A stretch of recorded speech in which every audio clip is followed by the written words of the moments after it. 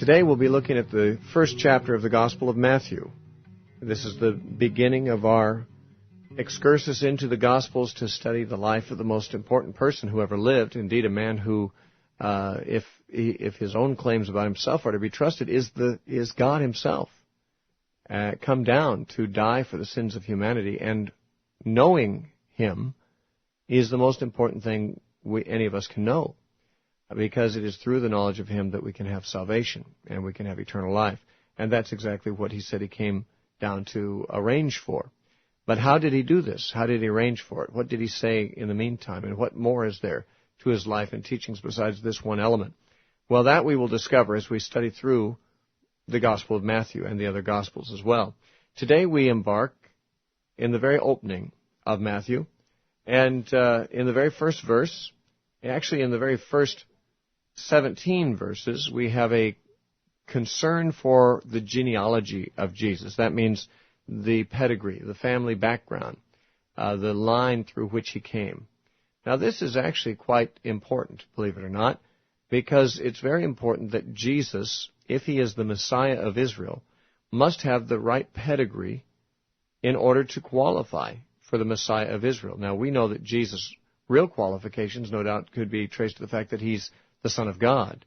But really, his human lineage and his family line is very important, because in the Old Testament, the prophets actually made specific predictions as to the line through which the Messiah would come.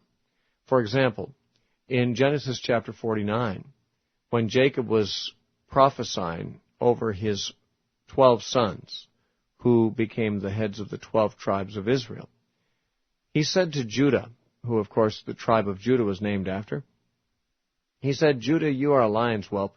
And he said, "The scepter shall not depart from Judah until he comes to whom it belongs. And unto him shall the gathering of the people be." This is a reference to the Messiah who would come. And he was associated with Judah, the tribe of Judah. And the scepter, of course, is the emblem of rulership. And Jacob said that the rulership of the nation would rest in the hands of Judah until the final king of the tribe of Judah would come, who is the one to whom the scepter really belongs. And that was a veiled reference to the Messiah who would come. So we know from that passage, which is Genesis 49:10, that the Messiah would be of the tribe of Judah. Well, much later than that time, almost 1,000 years later, there was a notable king who was in fact of the tribe of Judah, and his name was David. And on one occasion, this man David was talking to a prophet named Nathan, and he said, I'm contemplating building a house for God, meaning a temple. And Nathan was told by God to correct David in this. And Nathan came to him and said, well, God doesn't want you to build a temple. God hasn't told you to build a house for him. But in fact, God promises he will build a house for you. And by this he meant a dynasty, a household, a family line. And he says that after you die, David, this is in 2 Samuel chapter 7, Nathan said, after you have died, God will raise up one of your offspring, through whom he will establish a kingdom forever. And there will be no end to it, and he will be my son, and I'll be his father, says God. Now, these verses are quoted in the New Testament as being about Christ. But the belief that those verses are about Christ is not just a Christian belief. The Jews also understood, before Christ ever came, that this was a prediction that the Messiah would come from the line of David. And therefore, an expression for the Messiah came to be used among the Jews even before Jesus was here. They called him the Son of David. Now, of course, there were many people descended from David. David had at least 8 wives and many children. And by the time of Jesus, which was 1,000 years after David, there were many people who were descendants of David in some respect. But there was one person to whom the Jews reserved the title Son of David, and that was for the Messiah. And it's interesting, Matthew opens his book with this statement, the book of the genealogy of Jesus Christ, the son of David, the son of Abraham. Now, David is in Jesus' lineage, and Matthew is about to show that by giving this genealogy. And he takes it back not only through David, so that the Messiah, Jesus, is seen to be the son of David, as the prophet said he would be, but he takes it back to Abraham as well. Why is this? Well, because it's important to show that the Messiah was the fulfillment of the promise made to Abraham. You see, God, before he ever made any promises to David, in fact, 1,000 years before David was born, God spoke to Abraham and said, through you and through your seed, meaning your offspring, I will bless all nations. That was a promise made to Abraham. So there would be a seed or an offspring of Abraham through whom God would bless all nations. It was much later that this person was identified with the Messiah and said to be the son of David. Now, when Matthew says this is the genealogy of Jesus Christ, who is the son of David, he's using a term that means the Messiah. When he says the son of Abraham, he's pointing out that Jesus is the seed of Abraham through whom the promises that God made to that ancient patriarch would be fulfilled. Now, this would have a very potent meaning and effect upon Jewish readers, because Abraham and David were their favorite characters. And, of course, the promise made to Abraham and the promise made to David that their offspring would somehow come and save his people was a very profoundly treasured promise among the Jews. So when Matthew is writing to Jewish people, as I believe he was, and he says this man Jesus was the son of David, he was the son of Abraham, he's harking back and appealing to a very deeply rooted sentiment that God had promised to send a son of Abraham and a son of David to save his people. Now, after having said that Jesus was the son of David and the son of Abraham, Matthew goes on to give more particulars about the genealogy. Beginning at verse 2, he says, Abraham begot Isaac, Isaac begot Jacob, and Jacob begot Judah and his brothers. Of course, this was the founding of the nation of Israel. Israel came from Judah and his brothers. They were the sons of Jacob. Jacob was also named Israel. So they were the sons of Israel, or the children of Israel. And their offspring came to be called the children of Israel, and because there were 12 sons who brought forth this race, they were called the 12 tribes of Israel. So we read here that Abraham begot Isaac, Isaac begot Jacob, that is Israel, and Jacob begot Judah and his brothers. Now, Judah is mentioned separately because it is his line that will be followed here, not the other 11 brothers of his. Verse 3 says, Judah begot Perez and Zerah by Tamar. Perez begot Hezron. Hezron begot Ram, and Ram begot Amminadab. Interestingly, Amminadab is mentioned in the Old Testament as being the father-in-law of Aaron, the first high priest. Now, Aaron himself was not of this line. Aaron was of the tribe of Levi. That's different than the tribe of Judah. We're here studying the tribe of Judah. But when Aaron married, he did not have to marry within his tribe. He did not marry a woman of the tribe of Levi. He married a woman of the tribe of Judah. And her father's name was Amminadab. This man was also in the lineage of Jesus, eventually, if you go back far enough here, according to Matthew 1:4. Ram begot Amminadab, and Amminadab begot Nahshon, and Nahshon begot Salmon. Now, we don't know much about Salmon, but we know something about his wife. In verse 5, it says, Salmon begat Boaz by Rahab. Now, Rahab, of course, is a well-known character from the book of Joshua, chapter 2.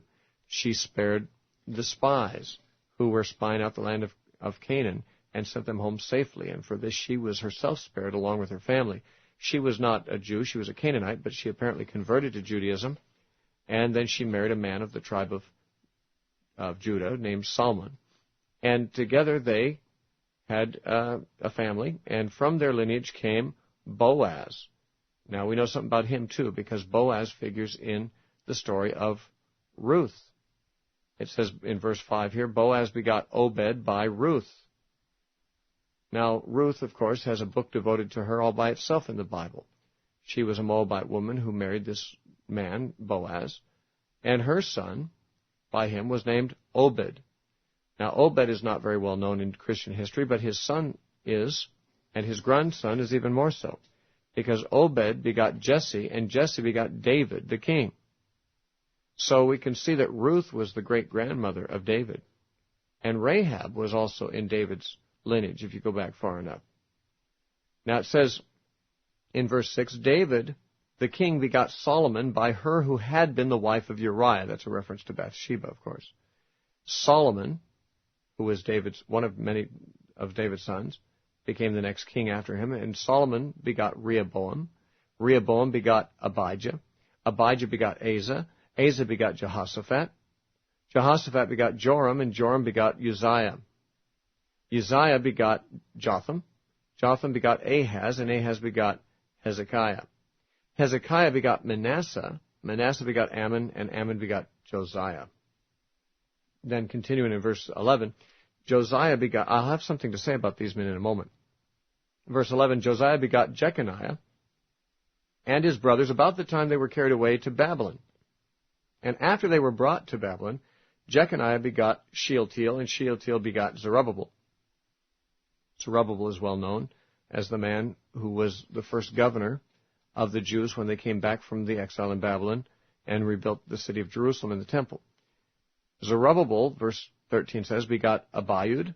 Abiud begot Eliakim, and Eliakim begot Azor. These are very unknown persons because they lived during a time of Jewish history when there was not much history being written. They lived in what we call the intertestamental period, between the time that Malachi was written and the time Matthew was written. And we don't have any biblical record of that period except this genealogy of these men. Verse 14, Azar begot Zadok. Zadok begot Achim, and Achim begot Eliud. Eliud begot Eleazar. Eleazar begot Mathan. Mathan begot Jacob. This is a different Jacob, of course. And Jacob begot Joseph, the husband of Mary, of whom was born Jesus, who is called Christ. Now there's a summary statement in verse 17. He says, so all the generations from Abraham to David, or 14 generations, from David until the captivity of Babylon, are 14 generations. And from the captivity in Babylon until Christ are 14 generations. Now I want to make some comments about this genealogy. It may have been somewhat tedious listening to those names. Some of them we know almost nothing about, though there are some interesting high points in it, not the least of which are 4 women who are named in this genealogy. Tamar, mentioned in verse 3, Rahab, mentioned in verse 5, and Ruth, also mentioned in verse 5. And then in verse 6 there's mention of her who had been the wife of Uriah, that's Bathsheba. Now, ordinarily, Jewish people did not include the names when they recorded the lineage and the genealogy of someone. They did not ordinarily record the names of the mothers. In fact, even this genealogy, as a rule, does not do so. It's very uncommon to ever mention a mother in a genealogy, and that's not because of some kind of male chauvinism. It simply is because the mother did not contribute to the lineage in the same way the father did. The father's name and inheritance and so forth is what the children carried on. And therefore the male children carried on the lineage in the name of their father and their grandfather and great-grandfather, whereas the female children, when they got married, took on the name of their husband and therefore became part of that lineage of their husband's ancestry. And therefore, it's not really a thing against women. It's just a matter of following the actual male lineage back to the original ancestors, that genealogies usually do not bother to mention who the mothers were. But here we have 4 exceptions. There are 4 women who are mentioned. And the very inclusion of women in this genealogy is a radical departure on the part of Matthew from the normal Jewish practice. And we would ask, why did he do this? Well, there's several other things to observe. One is that all the women he named were apparently Gentiles. Now, it's possible that Bathsheba was not a Gentile. We don't know if she was a Gentile or not. But she may have been. She was married to a man named Uriah the Hittite. The Jews were forbidden to marry Hittites. The Hittites were Canaanites, and among the people that the Jews were not permitted to marry were the Hittite Canaanites. Now, Bathsheba's first husband was a Hittite, Uriah the Hittite, which may suggest that she was not a Jew. But whether she was a Jew or not, we know the other 3 women were not.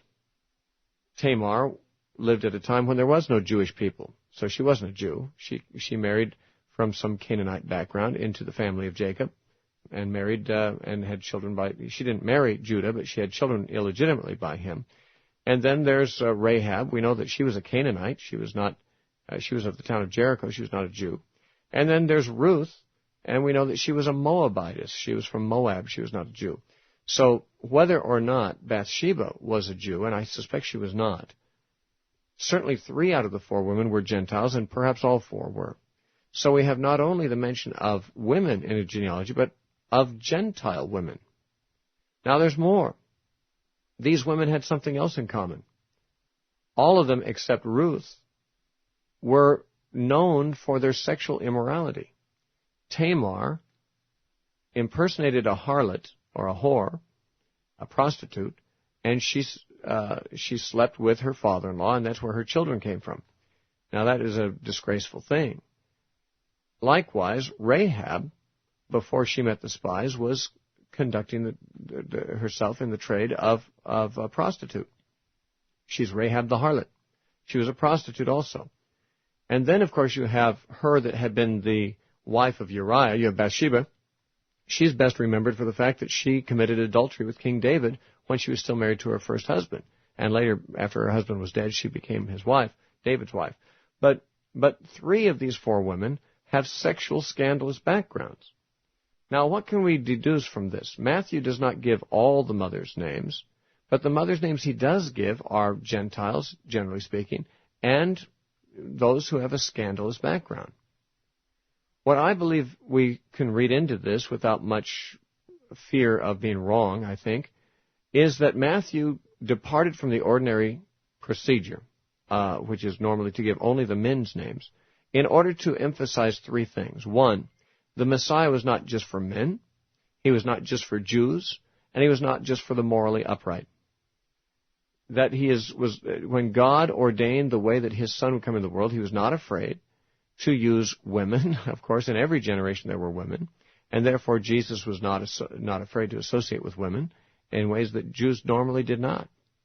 Even his disciples were scandalized or offended when they found him talking to a woman at the well in John chapter 4, because Jews were not to talk to women or associate with women outside the home.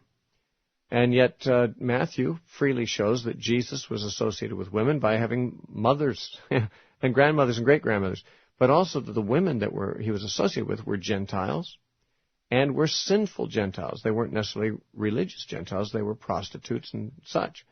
Now, what Matthew, I think, is trying to get across is that God, in sending the Messiah, did not simply restrict his activity to those who were Jews or who were male or who were morally upright like the Pharisees. And this was sort of a slap in the face to the Jewish mentality, that God would use Gentiles, immoral Gentiles even, in order to bring his son into the world. Now, that doesn't mean that God approves of the immorality. What it means is that Jesus, in his ministry, associated with people of these classes, women, Jews, Gentiles who were not Jews, and also, of course, sinners. He was called a friend of sinners. And this is introduced as early as the time when Matthew gives Jesus' family background.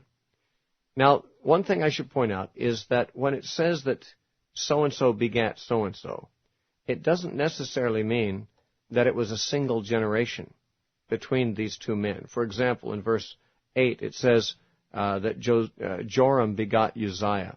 Well, if you look back in the Old Testament, you'll find there were 3 generations between Joram and Uzziah. There was Ahaziah, Joash, and Amaziah. And they are left out of this reckoning. Likewise, in verse 11, it says Josiah begat Jeconiah. Well, not precisely, not literally, because between those 2 was Jehoiakim. Josiah begot Jehoiakim, who begot Jeconiah. And likewise, in verse 12, it says Shealtiel begat Zerubbabel. But in 1 Chronicles 3, verse 17 through 19, we read that Shealtiel actually begot a man named Pedaiah, and he was the father of Zerubbabel. Now, what we see then is that Matthew abbreviates or compresses the genealogy. He doesn't give every generation, nor does he necessarily need to in order to be honest. We find in the Old Testament many of the genealogies were compressed or they were highlights. It was not the purpose of Matthew or of most genealogists in the Bible to give a comprehensive list of every name in every generation. It was more their desire to show what line it went through by highlighting some of the most important names that were in that person's lineage. Now, in this case, Matthew seems to have deliberately limited the number of names in order to make the summary statement in verse 17. Because he says, so all the generations from Abraham to David are 14 generations. From David until the captivity of Babylon are 14 generations, and from the captivity in Babylon to Christ are 14 generations. Now, that's not literally true, of course. It's only true in terms of how he wrote it, because he left out several generations here and there. Now, Matthew was not being dishonest, by the way, nor was he mistaken. The information that he left out was common knowledge. Anyone could read the Old Testament and get that information. He was not trying to fool anyone, nor was he mistaken. He was following the normal practice of the day to abbreviate genealogies, and probably for the sake of memorization, he pointed out you could sort of remember the genealogy of Jesus in 3 groups of 14 names. And there were 14 from Abraham to David, 14 from David to the captivity in Babylon, and 14 after that until Christ came. Now, why Matthew would wish to abbreviate this or make it into 3 groups of 14, we can't say for sure. We can point out that 14 is twice 7, and 7 was a very holy number to the Jews, but that may not be significant here. One thing maybe more likely to have influenced Matthew in doing it this way is that 14 is the numeric number of the name David in the Hebrew. The Hebrew letters, as well as Greek letters, were used also for numerals. And therefore, every name and every word had a numeric value. And if you would take the numeric value of the name David in Hebrew, it is 14.